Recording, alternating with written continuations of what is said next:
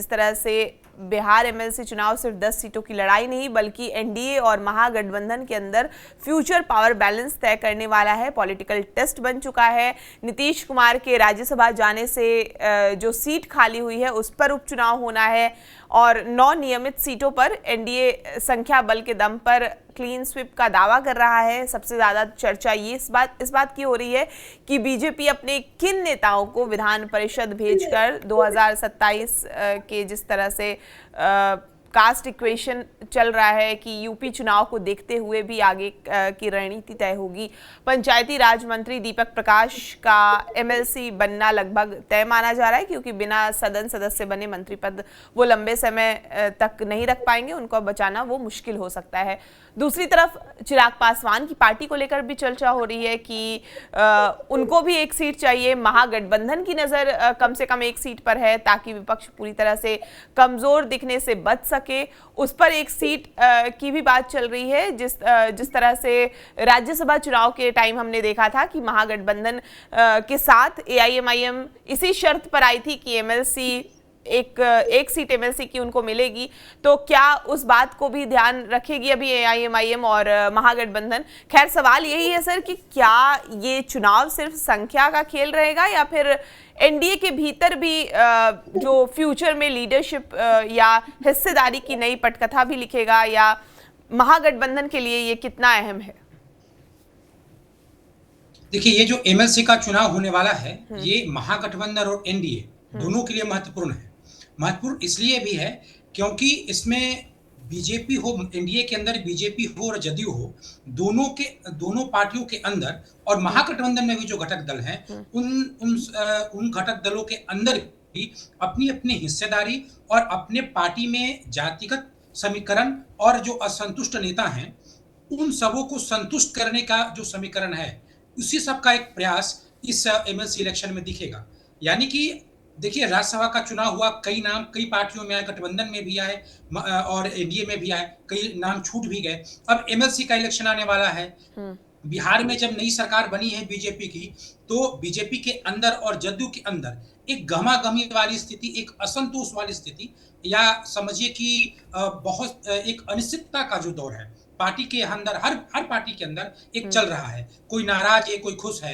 तो इन तमाम बातों को ध्यान में रख करके और इन तमाम बातों को जातिगत समीकरण के सांचे में ढालते हुए निर्णय लिया जाएगा। जदयू के अंदर अगर हम सबसे पहले बात करें जदयू के अंदर, तो देखिए, एक तो 10 सीट है।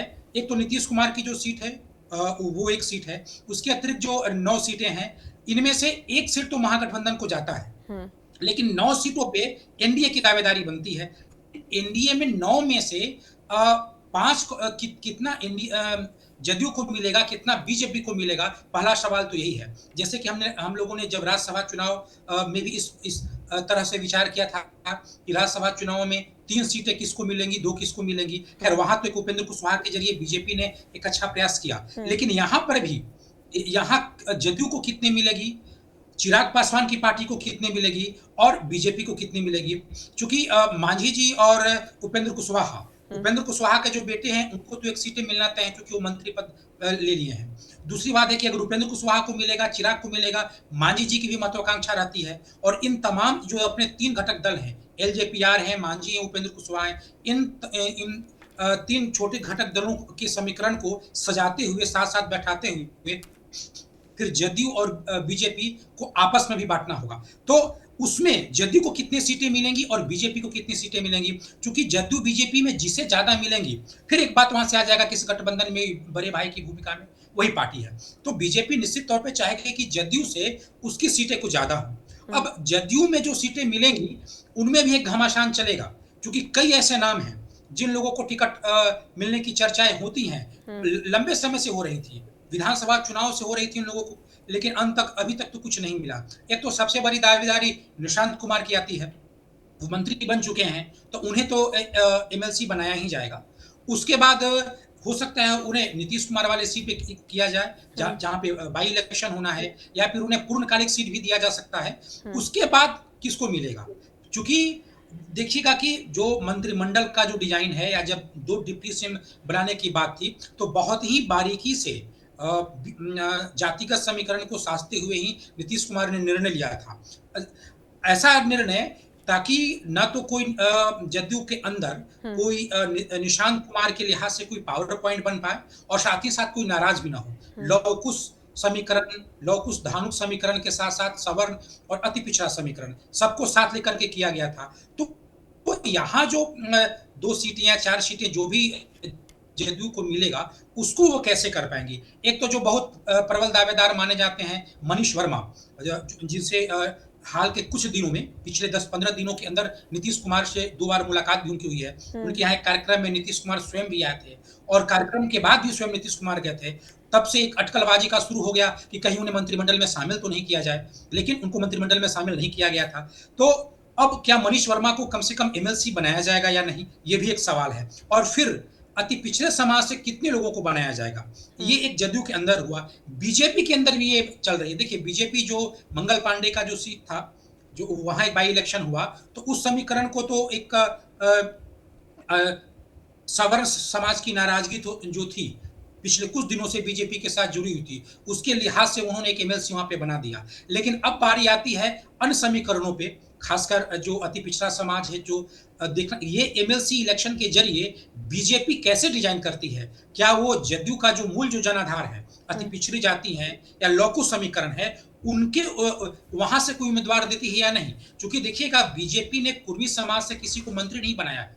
वहां बीजेपी एक सतर्क है। स्वयं जदयू से ही श्रवण कुमार और स्वयं निशांत कुमार, ये 2 लोग उस समाज से आते हैं जो मंत्री बने हैं। यहाँ पे बीजेपी काफी सतर्क है। तो क्या उस जो गैप है उसको भरने के लिए एमएलसी उम्मीदवार को उस समाज से लेती है या नहीं, या अन्य समाज से कैसे लेती है, फिर क्या कोई और उम्मीदवार सवर्ण समाज से आता है या नहीं। तो ये देखने वाली बात है कि बीजेपी एमएलसी को लेकर के क्या निर्णय लेती है। साथ ही साथ लोजपा आर को भी सीटें दी जाएगी, क्योंकि लोजपा आर के 19 विधायक हैं और वो बहुत ही खामोशी से और बहुत ही सहजता से राज्यसभा चुनाव में वो न तो अपनी कोई दावेदारी या हिस्सेदारी को उन्होंने मांग की, और एनडीए के जो भी घटक दल हैं, जो भी उनके उम्मीदवार हैं, उनको उन्होंने समर्थन कर दिया। खासकर उनके जो विधायक हैं, वो जो 5वां उम्मीदवार जिसे बीजेपी ने अपनी ही पार्टी के नेता शिवेश राम को बनाया था, वहां उनके 19 विधायकों का मतदान हुआ था।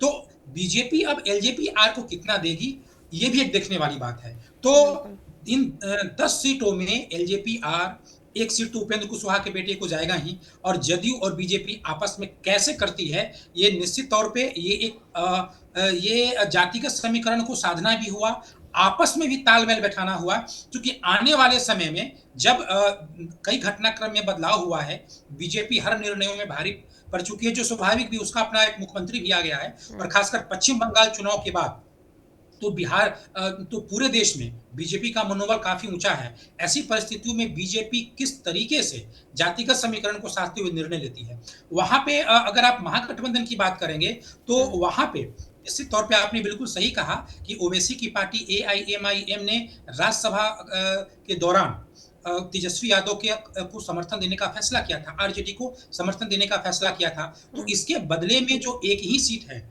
जो कि चाहे तो अगर वो एकजुट हो, महागठबंधन तो जीत सकती है, तो वो सीट क्या निकाल पाएगी या नहीं निकाल पाएगी, ये देखने वाली बात है। क्योंकि और उसमें भी कांग्रेस का क्या योगदान रहेगा, कांग्रेस की क्या भूमिका रहेगी, क्योंकि अभी इंडी गठबंधन में और खासकर अपने सहयोगी दलों से कांग्रेस का कुछ अच्छा तालमेल नहीं है।